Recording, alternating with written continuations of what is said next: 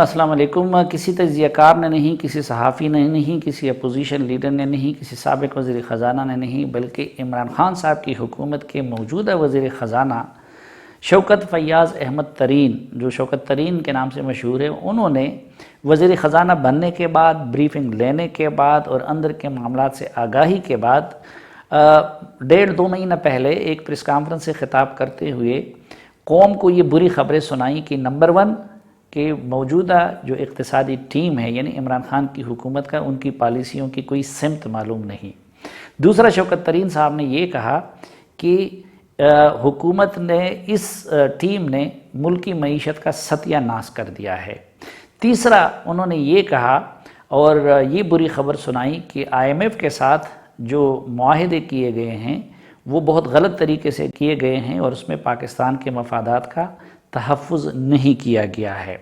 اور چوتھا، ایک اپنا انہوں نے ہدف یہ بنایا کہ بس اگلے 2 سالوں میں ان کا بڑا ہدف یہ رہے گا کہ جو GDP گروتھ ہے اس کو 5% پہ، یعنی اس دور پہ لے جائیں جہاں پہ نواز شریف کی حکومت چھوڑ کے گئے تھے۔ اس حکومت کو IMF کے پاس جانا پڑا اور IMF نے اس دفعہ سخت رویہ اپنایا۔ اس دفعہ انہوں نے فرنٹ لوڈنگ کروا دی، ساری ٹیرف انکریزز کر دیے، انٹرسٹ ریٹ بڑھا دیے، ایکسچینج ریٹ کو ڈی ویلیو کروا دیا۔ اس سے اکانومی جو ہے وہ ظاہر ہے ٹیل سپن میں چلی گئی۔ اب شوکت ترین صاحب جو وزیر خزانہ ہیں وہ تو یہ کہہ رہے تھے، لیکن ابھی ہفتہ 1.5 نہیں گزرا تھا کہ عمران خان صاحب، اسد عمر صاحب، حماد اظہر صاحب اور باقی وزراء نے جشن منانا شروع کیا، ایک دوسرے کو مبارکبادیں دینا شروع کر دی، اور وہ یہ کہنے لگے کہ ان کی توقع کے برعکس اور ان کے اندازوں کے برعکس ملک کی معیشت بہت بہتر ہو گئی ہے، اور GDP گروتھ ان کا یہ کہنا ہے یا دعویٰ ہے کہ وہ 3.9% تک ترقی کرے گا اس سال، یعنی گروتھ کرے گا۔ حالانکہ اس حکومت نے خود شروع میں جو اپنا تخمینہ لگایا ہے یا اپنے سامنے جو ہدف رکھا ہے وہ اس سے کم تھا۔ اب سوال یہ ہے کہ ہم شوکت ترین کی بات پہ یقین کریں یا اس وقت پھر وزیر اعظم اور ان کے وزراء جو جشن منا رہے ہیں یا جو دعویٰ کر رہے ہیں اس پہ یقین کریں۔ لیکن میں تو شوکت ترین صاحب کی بات پہ یقین کروں گا، کیونکہ اگر تو ہمارے وزرائے خزانہ کامیاب ثابت ہوتے تو ان کی اقتصادی پالیسیاں بھی کامیاب ثابت ہوتی، لیکن خود عمران خان صاحب یہ گواہی دے چکے ہیں اپنے عمل سے کہ اسد عمر بھی ناکام ترین وزیر خزانہ تھے اور حفیظ شیخ بھی ناکام ترین وزیر خزانہ تھے۔ اسد عمر کے بارے میں تو ہم جیسے طالب علموں کی پہلے سے یہ رائے تھی کہ وہ بیسیکلی مارکیٹنگ کے ماہر ہے، ماہر معیشت نہیں ہے، اور مارکیٹنگ بھی اپنی ذات کی کر سکتے ہیں، اور عمران خان صاحب کے سامنے بھی انہوں نے اپنی مارکیٹنگ ایسی کی تھی کہ وہ ان کو ماہر معیشت سمجھنے لگے تھے۔ لیکن اسد عمر کی کریڈیبلٹی کا یہ حال ہے کہ یہ جو غیر حقیقی دعوے عمران خان نے کیے تھے، لاکھوں گھر بنانے کے، کروڑوں لوگوں کو 3 مہینے میں روزگار دینے کے، اور اسی طرح اربوں روپے جمع کرنے کے اور اس کو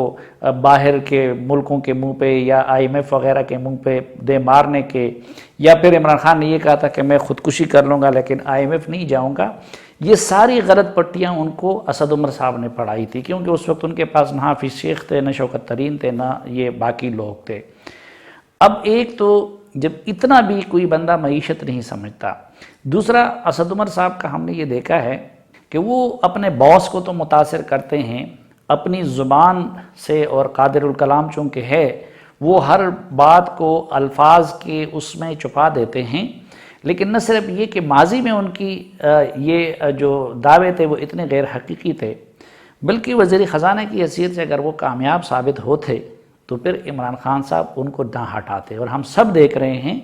کہ ان کے وزارت خزانہ کے دور میں معیشت نیچے کی طرف جانے لگی۔ پھر اگر وہ کوئی زیادہ بڑے اصولی انسان ہوتے تو جب اتنا انسیریمونیسلی عمران خان نے ان کو وزارت سے ہٹا دیا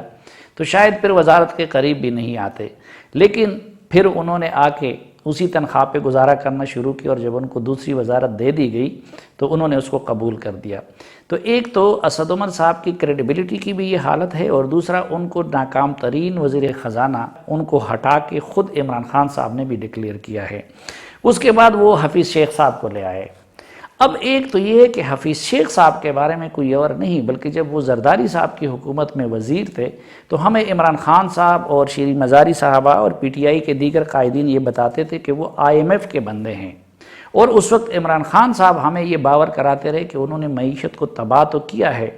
لیکن وہ بہتر نہیں کر سکتے۔ دوسرا ظاہر ہے کہ اگر زرداری صاحب نے اس وقت چوریاں کی ہیں تو وہ چوریاں حفیظ شیخ کے علم کے بغیر تو نہیں ہوں گی جو عمران خان صاحب الزام لگا رہے ہیں۔ تو حفیظ شیخ صاحب کو نہ صرف یہ کہ ماضی میں وہ ناکام وزیر خزانہ قرار دے چکے ہیں، بلکہ اب انہوں نے جب حفیظ شیخ کو بھی ہٹا دیا تو یہ عمل سے اس بات کی گواہی تھی کہ حفیظ شیخ ناکام وزیر خزانہ ثابت ہوئے ہیں۔ یہ عمران خان صاحب نے اپنے عمل سے گواہی دے دی، اور اس کے بعد وہ شوکت ترین صاحب کو لے آئیں۔ اب سوال یہ ہے کہ اگر تو یہ جو کچھ حکومت کا دعویٰ ہے کہ معیشت بہتر ہوئی ہے اور پھر GDP گروتھ یہاں تک آیا ہے تو یقیناً یہ حفیظ شیخ کا کارنامہ ہوگا، تو پھر حفیظ شیخ کو کیوں ہٹایا گیا؟ اور پھر تو ان کو تمغہ دینا چاہیے تھا کہ اگر انہیں معیشت اتنی بہتر کرائی تھی، پھر منتیں کر کے اور قدموں میں پڑھ کے شوکت ترین کو لانے کی کیا ضرورت تھی اور حفیظ شیخ کو فارغ کرنے کی کیا ضرورت تھی؟ پھر ایک اور حوالے سے جس کی بنیاد پہ ہم یہ سمجھتے ہیں کہ یہ حکومتی اعداد و شمار ٹھیک نہیں ہوں گے، وہ یہ ہے کہ اس وقت ایک تو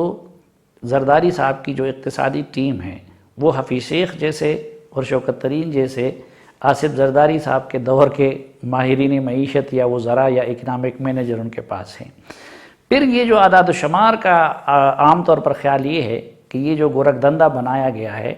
تو وہ ڈاکٹر وقار مسعود صاحب ہیں ہمارے محترم۔ اب ڈاکٹر وقار مسعود صاحب وہ پیپلز پارٹی کی حکومت میں بھی اقتصادی ٹیم کے سرخیل تھے، اور آپ دیکھ سکتے ہیں کہ وہ اسحاق ڈار صاحب کے ساتھ بھی سیکرٹری خزانہ تھے، اور اب وہی بندے ہیں ان کو دوبارہ لایا گیا ہے، اور اس وقت یہ اعداد و شمار کے ساتھ یا عمران خان صاحب اور ان کی ٹیم کو جو مشورے دے رہے ہیں اقتصادی حوالوں سے تو وہ وقار مسعود صاحب دے رہے ہیں۔ اب اسحاق ڈار کے دور کے بارے میں ہمیں عمران خان صاحب بتاتے ہیں، ان کے رہنما بتاتے ہیں کہ اسحاق ڈار نے فجنگ کی تھی اور وہ غلط اعداد و شمار پیش کرتے تھے۔ اب اگر واقعی ایسا ہے تو پھر یہ نہیں ہو سکتا ہے کہ اسحاق ڈار کے اس عمل میں وقار مسعود صاحب کا کوئی ہاتھ نہیں ہوگا۔ تو ایک ڈاکٹر وقار مسعود صاحب کے بنائے ہوئے اعداد و شمار کے بارے میں خود سوالات عمران خان صاحب نے اٹھائے ہیں۔ ایک اور بنیاد جس کی وجہ سے میں حکومتی دعوے کو غلط اور جھوٹ سمجھتا ہوں وہ یہ ہے کہ اس حکومت نے ہمیشہ جو اندازے بھی لگائے ہیں، یعنی یہ اتنی نکمی حکومت ہے کہ یہ اندازے بھی صحیح نہیں لگا سکتی معیشت کے حوالے سے۔ اب پچھلے سال اس حکومت نے GDP کے بارے میں جو تخمینہ لگایا تھا یہ حکومت اس سے آدھا بھی اچیو نہیں کر سکی۔ پھر اس نے بجٹ میں جو فگر دیے وہ ریوائزڈ اسٹیمیٹ میں وہ اس سے کم کر دیے، لیکن عالمی اداروں نے حکومت کے اس ریوائزڈ اسٹیمیٹ کو بھی غلط اور جھوٹ قرار دے دیا۔ ان کی طرف سے یہ دعویٰ آیا کہ 0.4% ہیں، حالانکہ حکومت نے ریوائزڈ میں اس سے زیادہ بتایا تھا۔ پھر اس سال کے لیے اس حکومت نے اپنے سامنے تخمینہ اور اندازہ بہت کم رکھا تھا، لیکن اب وزیر ہمیں اس سے بہت زیادہ بتا رہے ہیں۔ تو جس حکومت میں اندازہ لگانے کی اور تخمینہ لگانے کی صلاحیت بھی نہیں ہے تو ہم اس حوالے سے ان کے دعووں کو کس طرح سچ قرار دے سکتے ہیں۔ لیکن ایک چیز مجھے سمجھ نہیں آ رہی ہے، وہ بلاول بھٹو زرداری صاحب کی حکومت کی اقتصادی ٹیم کے حوالے سے تنقید ہے۔ اب ظاہر ہے کہ اس وقت حکومت کی جو اقتصادی ٹیم ہے وہ تو بلاول صاحب کے بڑوں کی چہیتی ٹیم تھی۔ مثلا ڈاکٹر وقار مسعود صاحب پیپلز پارٹی کے دور میں بیوروکریسی میں آئے اور پھر پیپلز پارٹی کے بھی وہ چہیتے تھے۔ پھر شوکت ترین صاحب وہ بلاول بھٹو زرداری صاحب کے والد صاحب یعنی آصف علی زرداری صاحب اور گیلانی صاحب کی حکومت میں وزیر تھے، اور پھر اسی طرح